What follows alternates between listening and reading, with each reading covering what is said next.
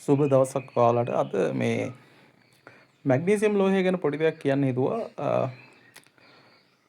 මේ පොඩි පන්ති වල ඉඳන් අපිට හම්බෙනවා මේ මැග්නීසියම් ලෝහය පිළිබඳ බොහොම අපූර්ව විද්‍යාත්මක සංකල්පයක්. ඒ තමයි මැග්නීසියම් ලෝහය, මැග්නීසියම් ලෝහ පටියක් විශේෂයෙන්ම දහනය කරාම මොනවද අපිට ලැබෙන නිරීක්ෂණ කියලා.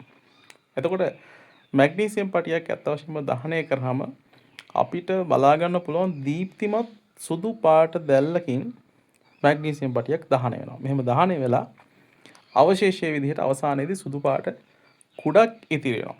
ඒ කුඩ අපි මැග්නීසියම් ඔක්සයිඩ් කියලා හඳුන්වනවා. මොකද මැග්නීසියම් පටිය දහනය වෙනකොට මැග්නීසියම් වාතයේ තියෙන ඔක්සිජන් එක ප්‍රතික්‍රියා කරලා මැග්නීසියම් ඔක්සයිඩ් හදනවා. සුදු පැහැති කුඩක් විදිහට අවසානයේ අපිට මැග්නීසියම් ඔක්සයිඩ් බලා ගන්න පුළුවන්. අපි චුට්ටක් බලමු කොහොමද මැග්නීසියම් පටියක් දහනය වෙන්නේ කියලා.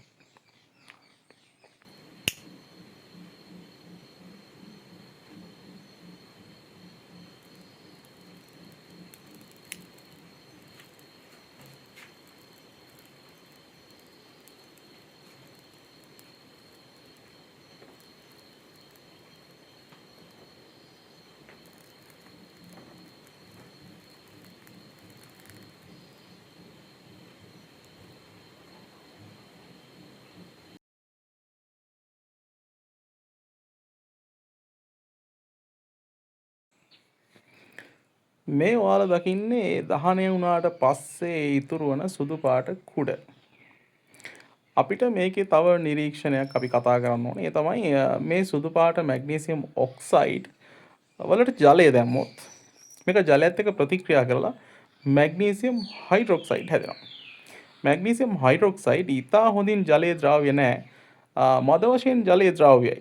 මේ මැග්නීසියම් හයිඩ්‍රොක්සයිඩ් ජලයේ දිය වෙලා භාෂ්මික ද්‍රාවණයක් හදනවා. එතකොට මැග්නීසියම් කියන්නේ අපිට ආවර්තිතාව වගේ දෙවෙනි කාණ්ඩයේ හමු වෙන ලෝහයක්. එතකොට මේ ආවර්තිතාවගේ දෙවෙනි කාණ්ඩයේ හමු වෙන මැග්නීසියම් දහනයෙන් ලැබෙන මැග්නීසියම් ඔක්සයිඩය ජලය සමග ප්‍රතික්‍රියා කළ මැග්නීසියම් හයිඩ්‍රොක්සයිඩ් හදනවා. ජලයේ සුළු වශයෙන් ද්‍රාව්‍ය භාෂ්මික සංඝටකයක්.